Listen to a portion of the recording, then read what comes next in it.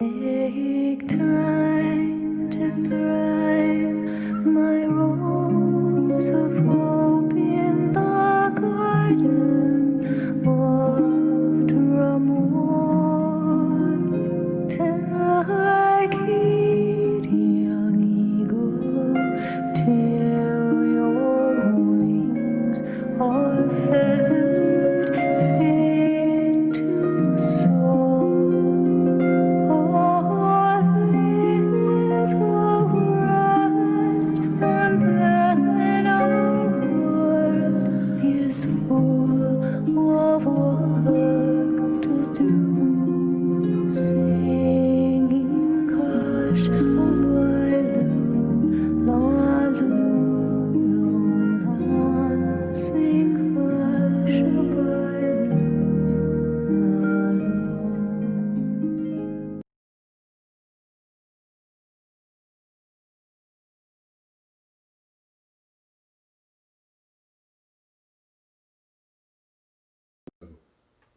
Welcome to our winter's journey.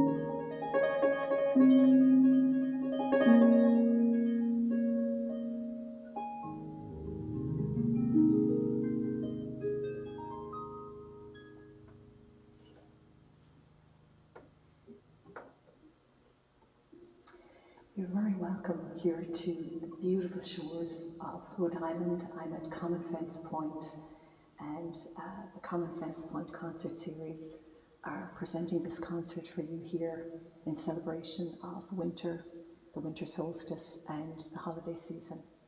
And that first piece here was called A Winter Story, and I extend the invitation to you to join me as we circumnavigate the Celtic countries in celebration of welcoming the light here this winter solstice evening as we bid adieu to 2020.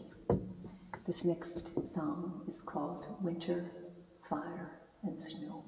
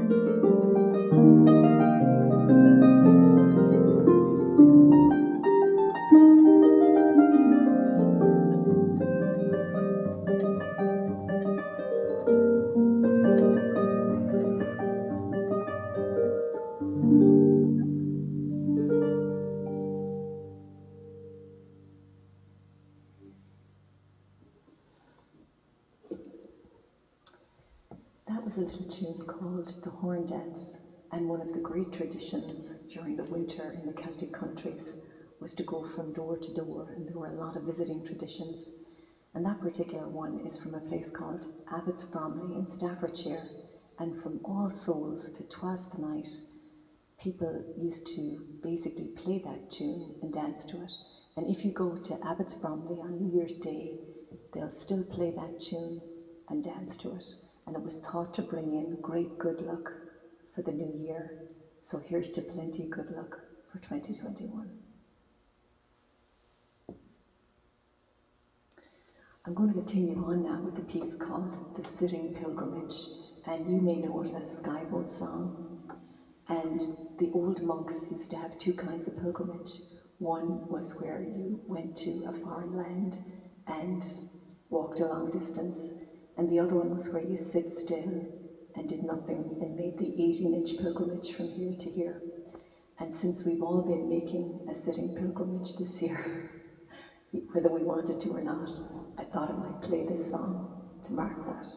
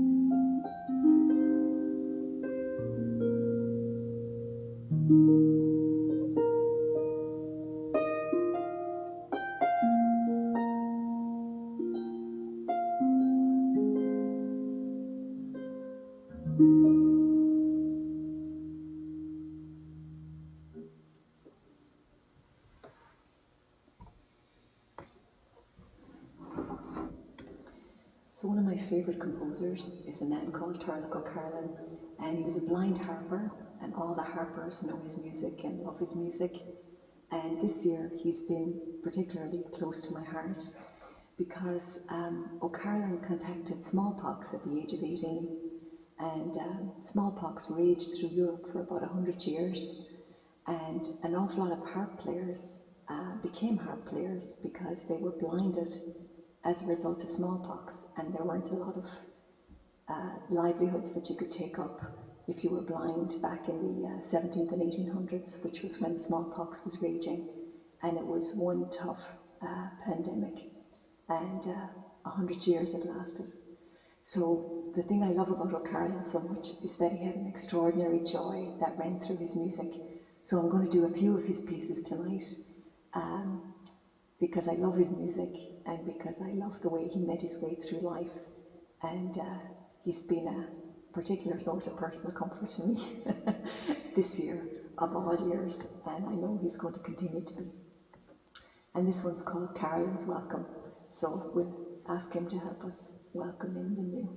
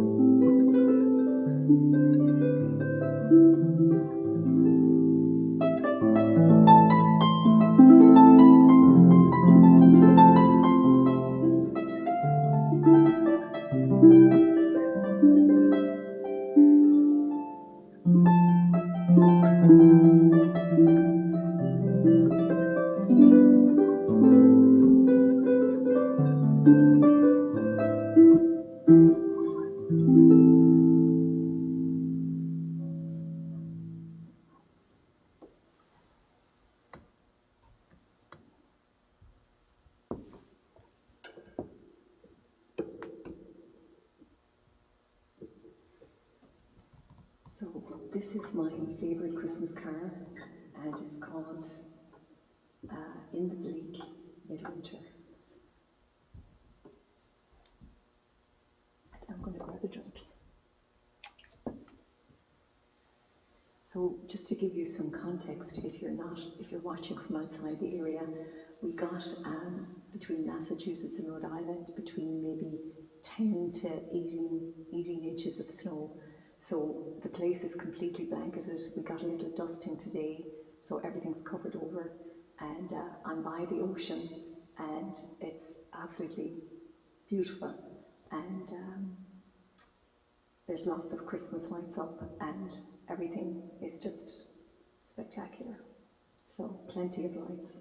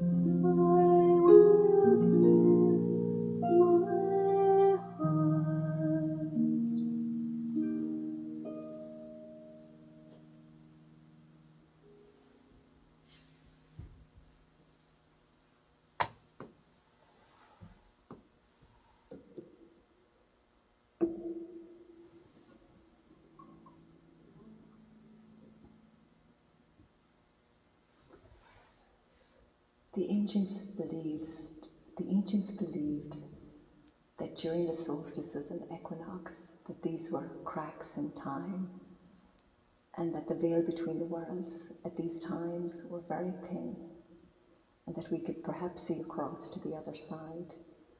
And they believed that places like here in Rhode Island, the seashore, were sort of had a magical quality to them, and liminal places like caves, and places in states of betweenness like the seashore because it was neither land nor sea, and things like Holly because it was neither tree nor bush. And they loved the cracks in the day as well, and they really had great admiration for these times. So as the sun goes down here on the winter solstice on this day in 2020, I'd just like to play a piece called Between the Worlds and the Grove, just to mark that time.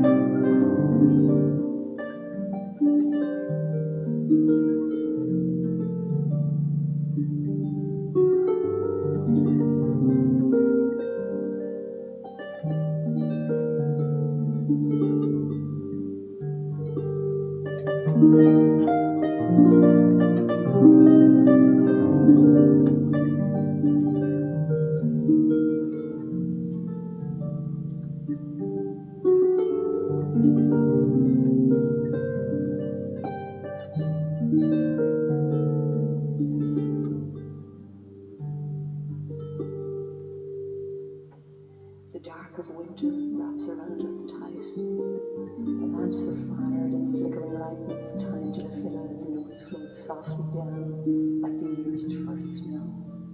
While outside the window a blast of late December wind whistles harmony to the drone of the pipes. We push the old year back against the wall so we can dance a jig for Christmas and welcome in the new.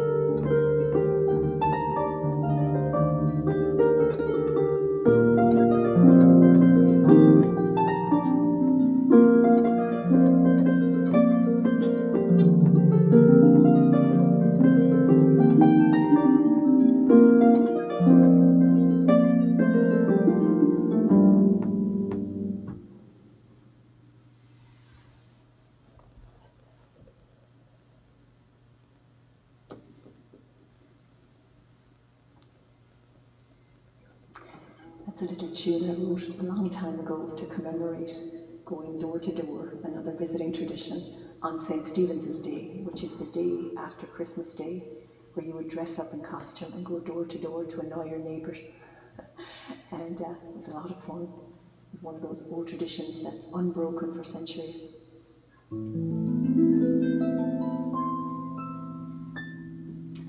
So I'm going to continue with a really unusual tradition here. I've been coming to Common Fence Point for probably many years. And one of the things we do every year is we do the Song of the Banshee. And it seems really apropos this year to do it. And what the Song of the Banshee does is it marks anything.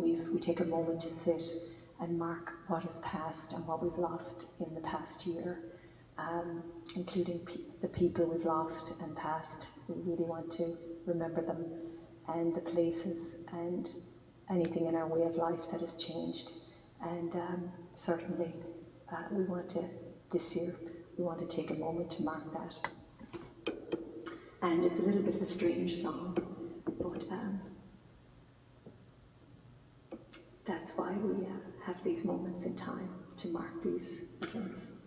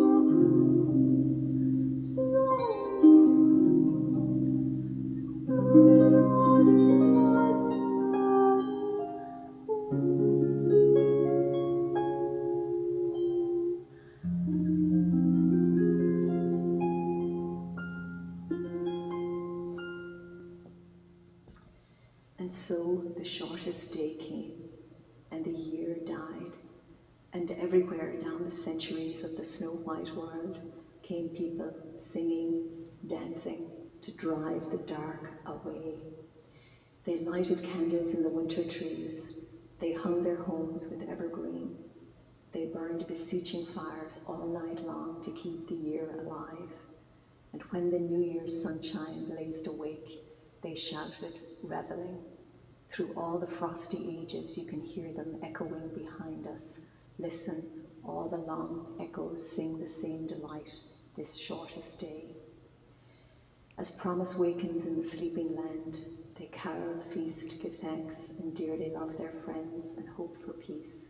And so do we, here, now, this year, and every year. Welcome the new.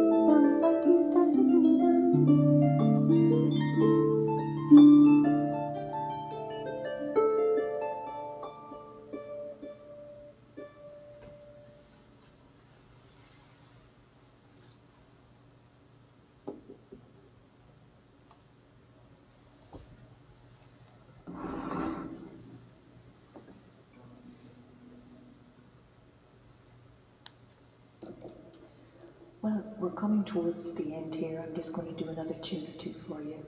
But this one is sort of like the spiral, and the Celts use them everywhere. And we're not sure why, but like the spiral, the songs had other melodies first, and so songs became hymns, became love songs again. But we don't know what the first singer sang. But I suppose the question itself becomes the answer. And this is one of my favourites, and whether you sing it as a song or as a carol, I hope you enjoy it.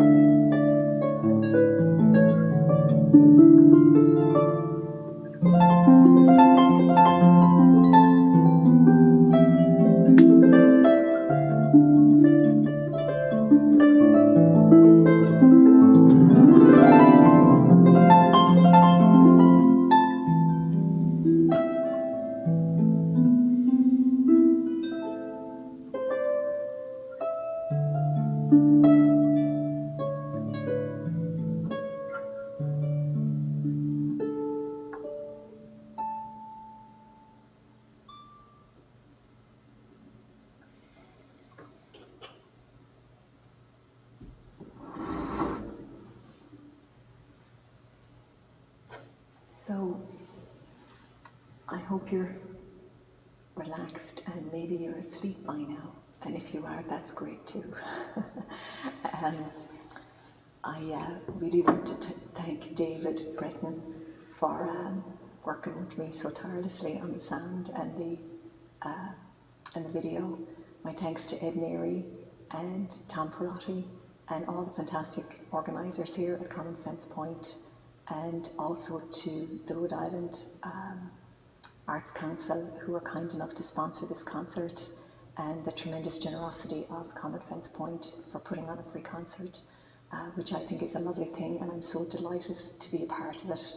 It's my only streaming concert this year, and it's just lovely. I couldn't be happier to be doing this. Also thanks to Connolly here at the centre and all the lovely people here in the community. I want to wish you all a wonderful holiday season. I know it's more peaceful than usual, and delighted and privileged to be a part of your celebration. I'm going to finish up with a lively piece, and happy Christmas, happy Hanukkah, happy solstice, happy New Year, happy Ramadan, happy Kwanzaa. Did I forget anything, Tom? All good things, peace on earth and goodwill to all men and women then. Thank you so much. I'm going to finish up with a piece called Carolyn's Draft, my great mentor in these pandemic times. And thank you again. God bless.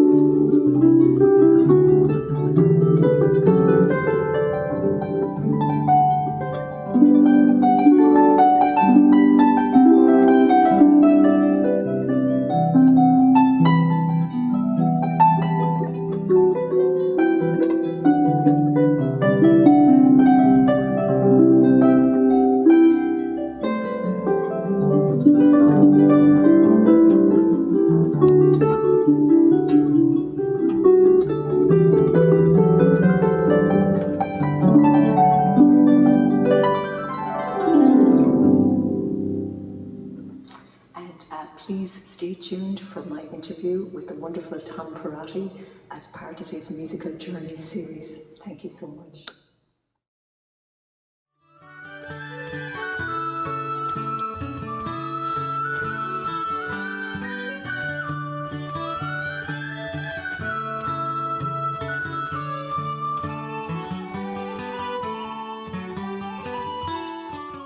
Good day to all you friends of folk music, and welcome to Common Fence Music's Musical Journeys.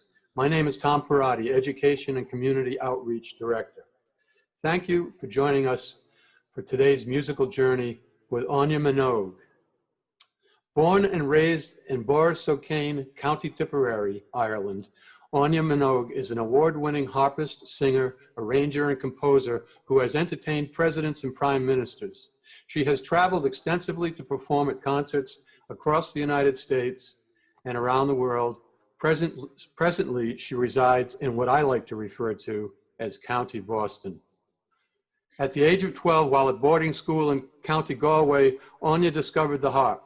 After completing school, she spent 3 years developing her incomparable talent as a harpist at Bunratty Castle, one of Ireland's most treasured landmarks. She has a master's degree in traditional Irish harp performance from the University of Limerick in Ireland.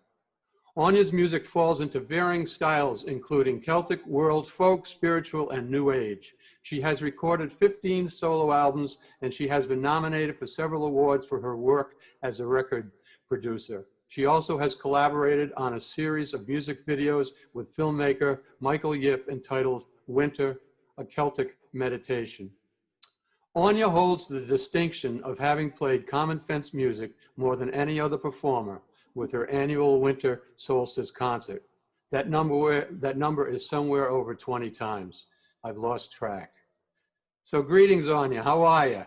I'm great, Tom. It's great to be here, and Oh, it's it's lovely. nice to see you. It has been a while. It has been a while. Yeah. It's the harp and the wreath look very nice, and you look fabulous, if Well, I look don't at mind saying. So at any rate, so how did you get started with music? Do you come from a musical family? Do you come, was there music in the house, or were you the first, or? No, I was the last. I was the Oh. last 10. I was, as they say, what they call the scrapings of the pot. If you come from a big family, you're the scrapings of the pot. In Yeah. fact, the last 3 of us were the scrapings of the pot. So there were 10, and I feel like I was the least talented, to be honest. I do come from a musical family, and my sister Sheila was the exception. She had an extraordinary voice, but Oh. they were all really talented, and there was tons of musical instruments, pianos, and yeah, it was just, as you were steeped in it. And my father was a lovely singer, and my parents were, as I get older, I realize how just fantastic they were. They just bought every instrument, sent us to every lesson you could imagine, and they didn't have great means, but they just thought music was everything. Music. Now, not necessarily just Celtic music, though.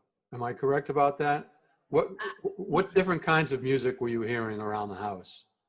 So my brothers were listening to Bob Dylan, and I remember Blood on the Tracks, you know, that album, lying Yeah, around the yeah. house. And I remember going to England to visit my sister, because, you know, in big families, it's more like 2 families because it spans 2 generations. And I remember she bought me Greatest Hits of 1790, which was Bach. You know, it was classical. So, and, you know, you'd go to school at 4 and you'd learn a few tunes on the fadog, you know, the tin whistle. So you'd learn solfege, you know, do, re, mi, fa, sol, la, ti, do. Every kid in town would learn that from very, you know, from the age of 4.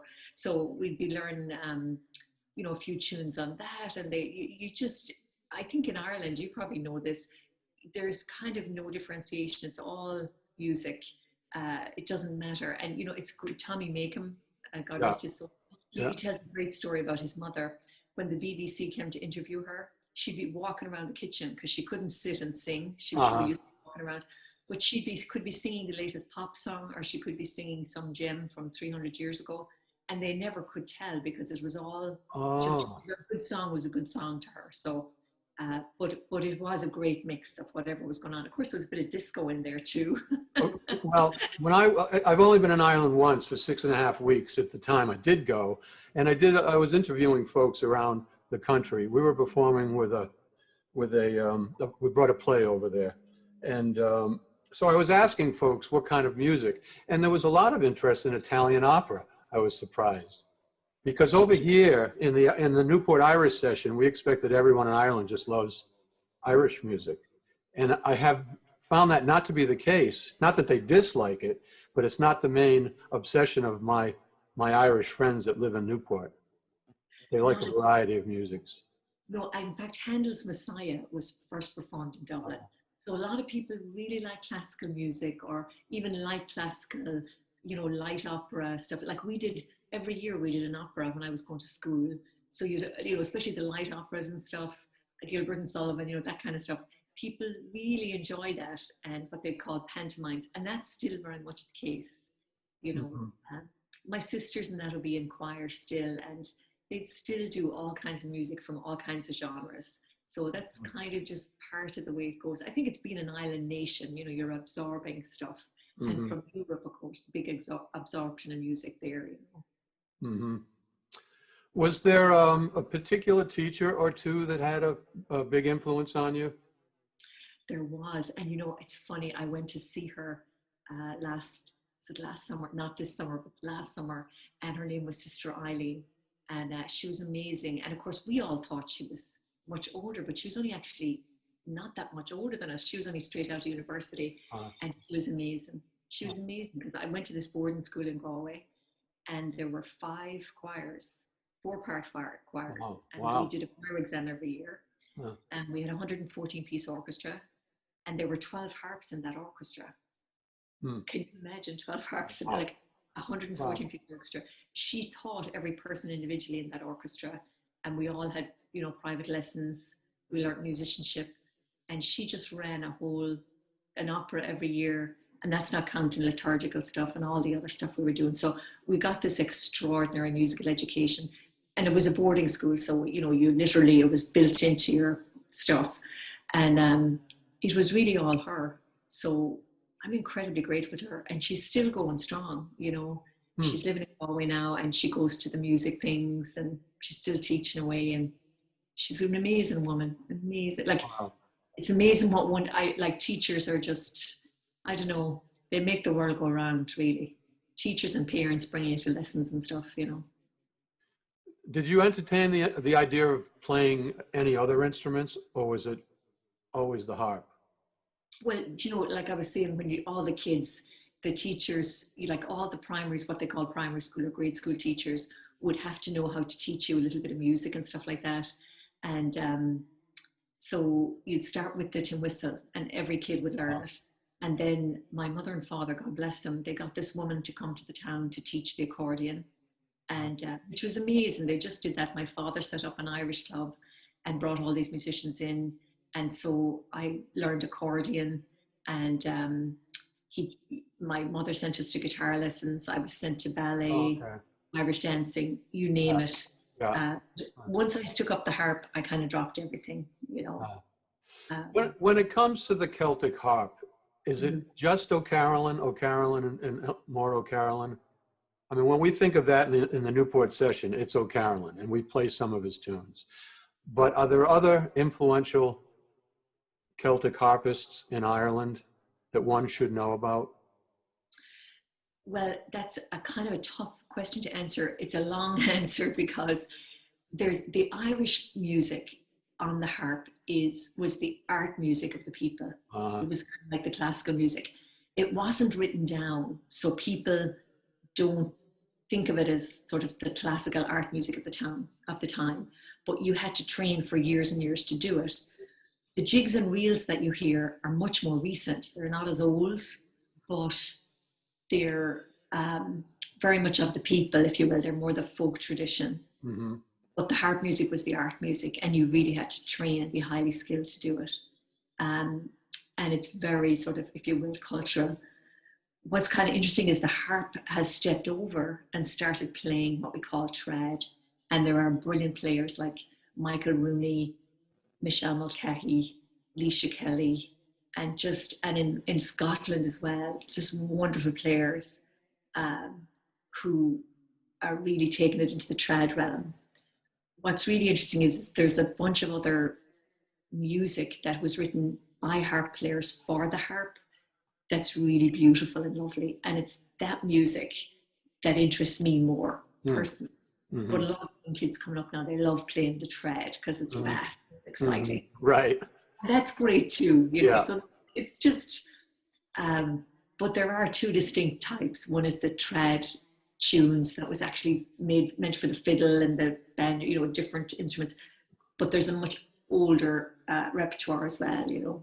Sorry, I don't mean to get too technical. No, thank you. That's very interesting. I appreciate that.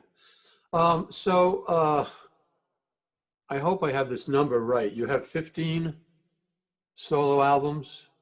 I think it might be 16, but I'm guessing at least one of those is a compilation. Oh, okay. You know? Well, I read somewhere that your 15th solo album is Eve. Yes.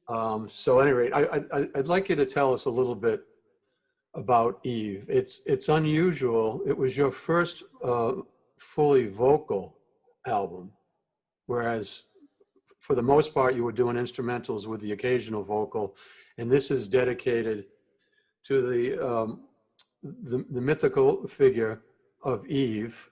I'm going to read a little bit here. Contains 12 tracks that highlight Áine's mesmerizing vocals, elegantly accompanied by her graceful harp and renowned musicians Eugene Friesen, is it Friesen? Friesen, yeah. Friesen, John Evans, Seamus Egan, whom I do know of, Billy Novick, and Alistair Halliday, a great vocalist. So this is as a first, it's a compelling compilation of original songs. can you tell us about your relationship to this mythical figure of Eve? Sure. Well, oh my gosh, you know what, I haven't really talked about it at all, and I kind of joke about it. I'm like, there's 3 people who listened to it and nobody actually got it, you know. But I was, you know, I went through a phase where I wrote and wrote and wrote like hundreds and hundreds and hundreds of songs. And the poor engineer I was working with, he was always working with singer-songwriters. And I think he wanted to cry because he was like, you're one of the few instrumentalists, please don't turn into a singer-songwriter. Oh, my goodness. Well, you can do both. Well, it wasn't a choice, like, and I don't even consider myself a singer at all. You know, it's just kind of, I throw in a few songs to break up the harp playing, you know. So it was, no one was more surprised than I when I started like just pumping out songs at an awful rate. You know, it was like, okay. And none of them were about the feminine. And for me, she's very much a biblical figure as well. And I really got into contemplative meditation and Christian meditation and Christian mystics. And Eve was very much a biblical figure for me. And Adam was very much a biblical figure for me, as well as examining the mythological and sort of mystical aspects as well. But I came to think of them as, in a way, as Thomas Merton had described that choice, in contemplative terms. And if I'm getting too esoteric here, No, please. But the way I loved the way Thomas Merton, who I'm a Thomas Merton freak. He's a, you know, I know Thomas Merton. No, Thomas Merton. So Thomas Merton basically, sorry, my screen is telling me something and I'm wondering if I need to pay attention. I can hear you fine. Okay, great. So Thomas Merton basically said, you know, the choice to eat the apple is the choice between choosing contemplation, which is being in the present, being in the true present as it's offered to us, and the choice of distraction. So it's distraction versus contemplation, if you will, or reality, or being in the, however you want to look at that. And, you know, in all the mystical traditions, that, you know, they all come together in their contemplative aspect, in their contemplative tradition, they all become very similar. So it's not just the sort of Christian meditative tradition that would look at that question. And Merton looked at that question with all his brothers and sisters, you know, within the Sufi tradition, within the Buddhist tradition. And it's really simple, you know, it's being in the reality, being in the present, or constantly being in distraction. And that's sort of the nexus of the sort of Adam and Eve question. But there was a lot of other things around the feminine and the divine feminine that were really kind of roiling in me. And I think I'm probably of a generation, of a bridging generation around feminine issues that's very transitory, extremely transitory. Like I grew up in a country that was very behind on feminine issues. And even though it's not about those smaller issues, it's about the much bigger ones. Anyway, I think I'm talking too much about this. No, it's very interesting. I read somewhere, and I hadn't thought about this before. She's the mother of humanity, and yet she's seen as the temptress that got Adam in trouble and got him kicked out of the Garden of Eden. You don't really think of her as the maternal figure, or I haven't anyway. Let's put it that way. But I'm forgetting the names of the songs on the album. There's one, is it Georgie? Yes. So I love Georgie, but I love the instrumentation of the harp, and the clarinet is in there, and thrown in kind of subtly but very interestingly is the banjo. It sounds like a 5-string banjo worked into the mix. That was fascinating to me. I loved it. I know it was a big joke. That was John Evans, and John, God bless him, is just, you know, he's brilliant, and it's a great privilege to work with him. He's worked with Tori Evans for years, and Sarah McLachlan, and all these amazing women. And I can understand why, because he's just so gracious and easy to work with. And it was his idea to put the banjo on. And I was like, there's no banjo going on this album. And he It said, come works on. beautifully. It's very subtle. And I was like, Yeah. okay. So, and of course, it was killing me that it works so well. On principle. You know that joke, you know, welcome to hell, here's your harp, welcome to hell, here's your accordion.